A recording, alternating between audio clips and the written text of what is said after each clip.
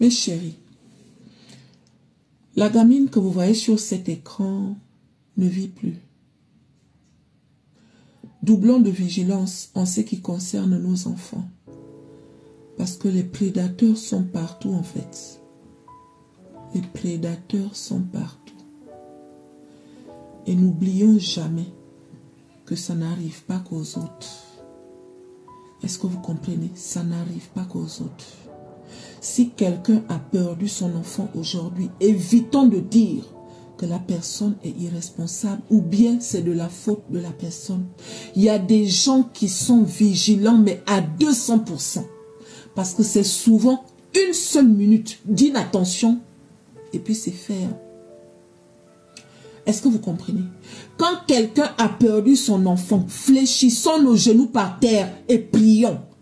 Les gens qui se moquent là, les gens qui jugent là, je viens vous dire que ça n'arrive pas qu'aux autres. Personne parmi nous là n'est à l'abri du danger. Vous comprenez, non?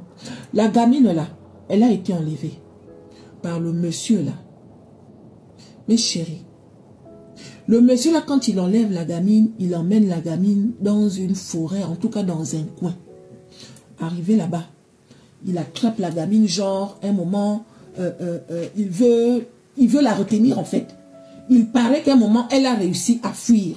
Sauf que pendant qu'elle courait, il a poursuivi la gamine, il l'a encore attrapée. Lui donner maintenant, coucou, pour que la gamine se taise. Il ramène la gamine dans l'endroit où vous voyez là. Si vous regardez bien l'image, il y a un endroit qui paraît un peu sombre. Il emmène la gamine là. Et là, il commence maintenant à veiller le bébé là.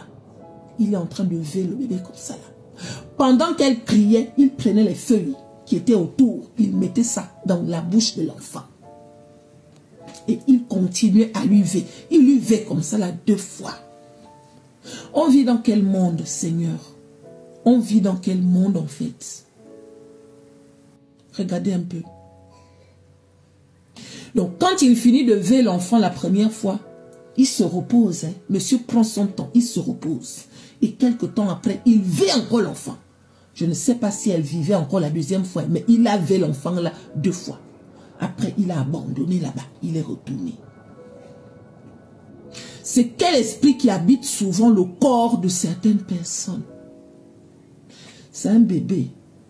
Et là, on a affaire à un adulte. Quel esprit peut rentrer dans le corps d'un adulte comme ça, là, pour que subitement, il a envie de faire les bibones à un bébé comme ça? C'est quel esprit? On voit là un adulte qui peut être le mari de quelqu'un, qui peut même être le papa des enfants de quelqu'un. Voilà ça.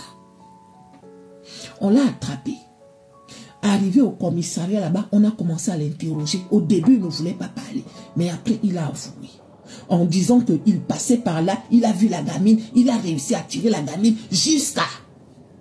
Les policiers lui posent la question que, mais pendant que tu l'as emmenée, elle ne criait pas. Il dit si, elle criait. Mais j'arrivais à faire en sorte qu'elle ne crie pas. Et pendant que je lui faisais les bibornes là, pendant qu'elle criait, je prenais les feuilles et je lui mettais ça à la bouche. Seigneur. Seigneur. Le monde est pourri en fait. Moi je vis pour mes enfants, mes chéris. Parce que des fois, tu te demandes, mais qu'est-ce que je fais là?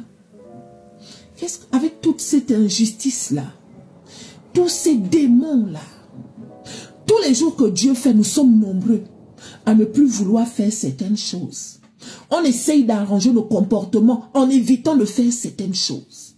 Tu te sacrifies, tu te donnes à fond pour que tes enfants puissent grandir en paix.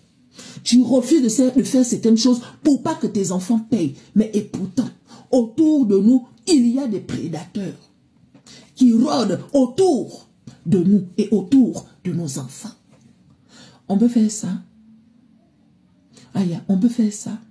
Je ne sais pas si la famille connaissait le gars, hein? Je ne sais pas. Mais une chose est sûre, c'est que la famille est en deuil en ce moment. On peut faire ça.